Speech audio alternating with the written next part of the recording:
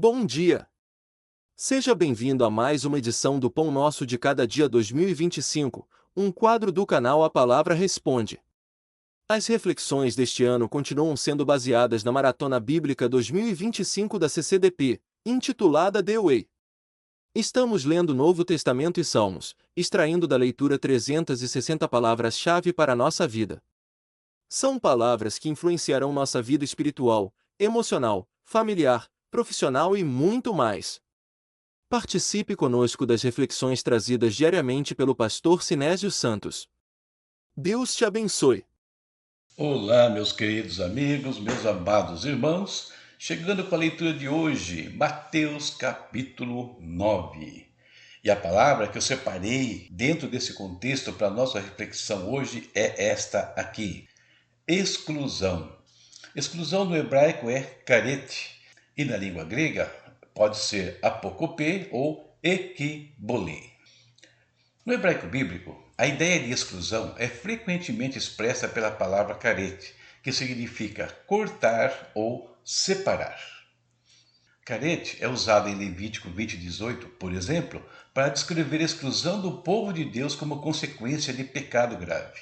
O termo implica uma ruptura com Deus e com o povo de Israel, destacando a seriedade do afastamento espiritual. Mas a exclusão também acontecia em virtude de alguns tipos de enfermidade ou deficiência física.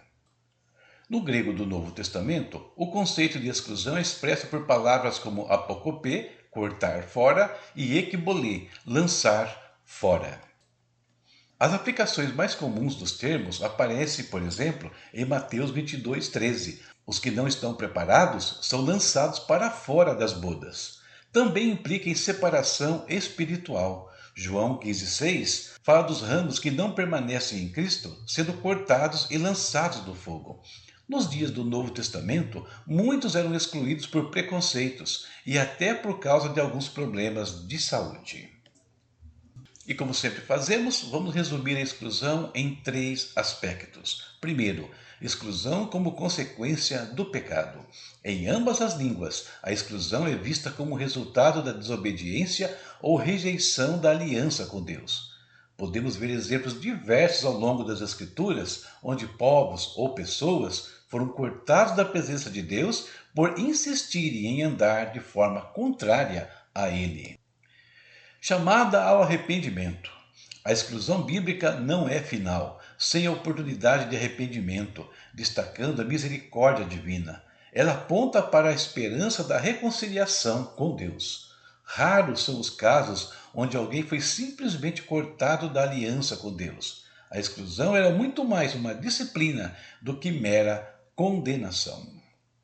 Finalmente, a questão dos preconceitos.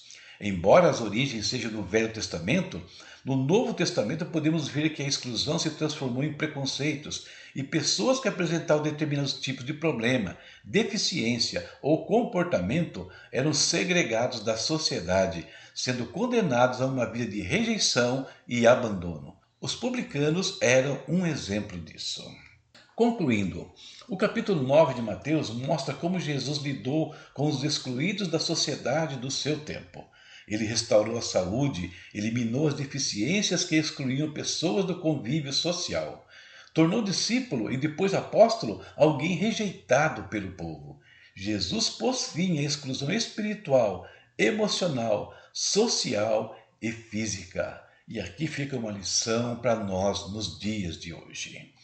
Quero terminar lendo Mateus capítulo 9. Olha o que fala sobre o comportamento de Jesus em relação aos proscritos da sociedade. E aconteceu que, estando ele em casa, sentado à mesa, chegaram muitos publicanos e pecadores e sentaram-se juntamente com Jesus e seus discípulos. E os fariseus, vendo isso, disseram aos seus discípulos: Por que come o vosso mestre com os publicanos e pecadores?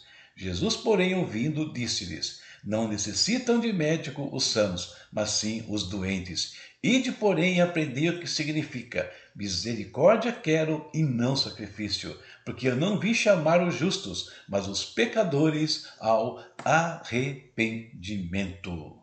É isso. Por hoje, a leitura de amanhã já está na sua tela. Deus abençoe a sua casa, a sua vida e a sua família.